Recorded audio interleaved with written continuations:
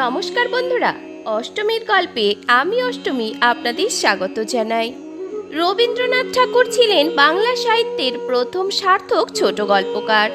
বাংলা ভাষায় ছোট গল্প তিনিই প্রতিষ্ঠা করেছিলেন। তার দেখানো পথেই পরবর্তী লেখকগণ হেঁটেছেন বা চেষ্টা করেছেন। এখানে রবীন্দ্রনাথের কয়েকটি বিখ্যাত ছোট গল্প রচনার পিছনের ঘটনা তুলে ধরা হলো। বন্ধুদের কাছে ভিডিওটি শেষ পর্যন্ত দেখার অনুরোধ রইল। ভিডিওটি ভালো লাগলে অষ্টমীর গল্প চ্যানেলটিকে সাবস্ক্রাইব করে রাখুন। চলুন বন্ধুরা, শুরু করি আজকের ভিডিও। রবীন্দ্রনাথের কয়েকটি বিখ্যাত ছোট গল্প রচনার পিছনের ঘটনা। পোস্টমাস্টার। রবি ঠাকুরের অতি জনপ্রিয় একটি ছোট গল্প পোস্টমাস্টার। আপনারা অনেকেই জানেন, সিরাজগঞ্জের শাহজাদপুরে তার একটি কাছারি বাড়ি ছিল। এই কাছারি বাড়ির একতলাতে একটা পোস্ট অফিস ছিল। সেখানকার পোস্টমাস্টার মশাইয়ের সঙ্গে রবি ঠাকুরের প্রায় প্রতিদিন দেখা হতো এবং তাদের মধ্যে অনেক কথাবার্তা গল্পগুজব হতো। রবি ঠাকুর প্রায় প্রতিদিন দিনের বা রাতের কোনো একটা সময় পোস্টমাস্টার সাহেবের সাথে কাটাতেন। মূলত এই পোস্টমাস্টার মহাশয়ের জীবনের নানা কাহিনী অবলম্বনেই তিনি এই গল্পটি লেখেন। কঙ্কাল। ছোটবেলায় কবি যে ঘরে শুতেন সেখানে একটি মেয়ে মানুষের স্কেলেটন ঝোলানো ছিল। সে সময় তার তেমন একটা ভয়টয় করতো না। পরিণত বয়সে একদিন বাড়িতে অতিথি সমাগম হওয়াতে তাকে বাইরে শোবার দরকার পড়েছিল। অনেকদিন পরে সেই ঘরে তিনি আবার শুয়েছেন। শুয়ে তার মনে হতে লাগলো সেজের আলোটা ক্রমে কাঁপতে কাঁপতে নিভে গেল। তার আরও মনে হতে লাগলো কে যেন মশারির চারিদিকে ঘুরে বেড়াচ্ছে আর বলছে, আমার কঙ্কালটা কোথায় গেল, আমার কঙ্কালটা কোথায় গেল। ক্রমে মনে হতে লাগলো সে দেওয়াল হাতড়ে বনবন করে ঘুরতে আরম্ভ করেছে। এইভাবেই তার মাথায় এসে গেল এই কঙ্কাল গল্পটা। জীবিত ও মৃত। কবিগুরুর ভোর রাতে উঠে অন্ধকার ছাদে ঘুরে বেড়ানোর অভ্যাস ছিল। তেমনি একদিন রাত্রে ঘুম ভেঙে যেতেই তিনি উঠে পড়েছিলেন।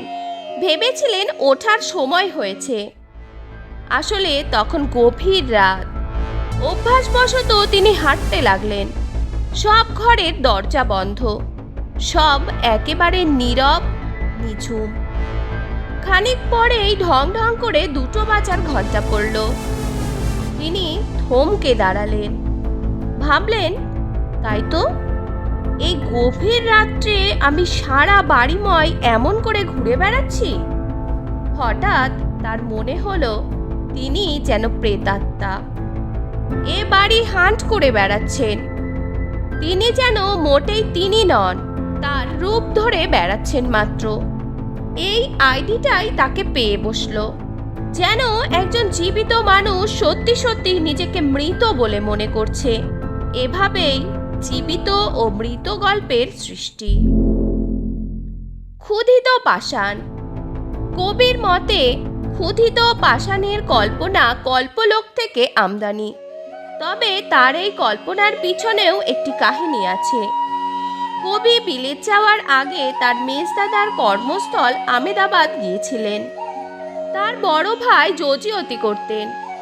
আহমেদাবাদের জজের বাসা ছিল শাহিবাগে, বাদশাহী আমলের রাজবাড়িতে।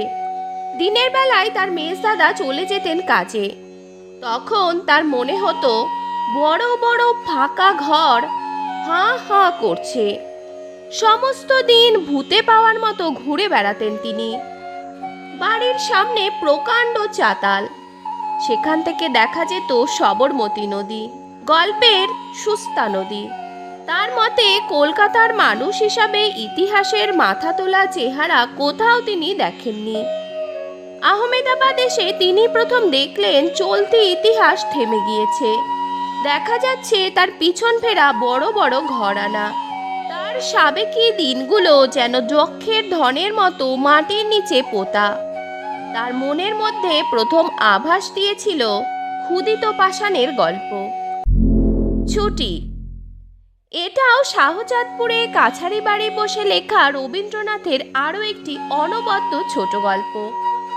তখনকার যোগাযোগ ব্যবস্থার অন্যতম বাহন ছিল নৌকা। তিনিও নৌকা যোগেই তার কাছারি বাড়িতে তার জমিদারি দেখাশোনা করতে আসতেন। এমনই একদিন ওই রকম নৌকা ঘাটে ভিড়িয়েছেন। নদীর তীরে গ্রামের অনেক ছেলে খেলা করতে এসেছে। তার মধ্যে সর্দার গোছের একটি ছেলে ছিল। অনেকটা ডানপিটে স্বভাবের ছিল সে। তার কাজই হলো এ নৌকা ও নৌকা করে বেড়ানো, মাঝিদের কাজ দেখা, মাস্তলের পাল গোটানো দেখা ইত্যাদি। তীরে অনেকগুলো গুড়ি কাঠ গাদা করা অবস্থায় ছিল।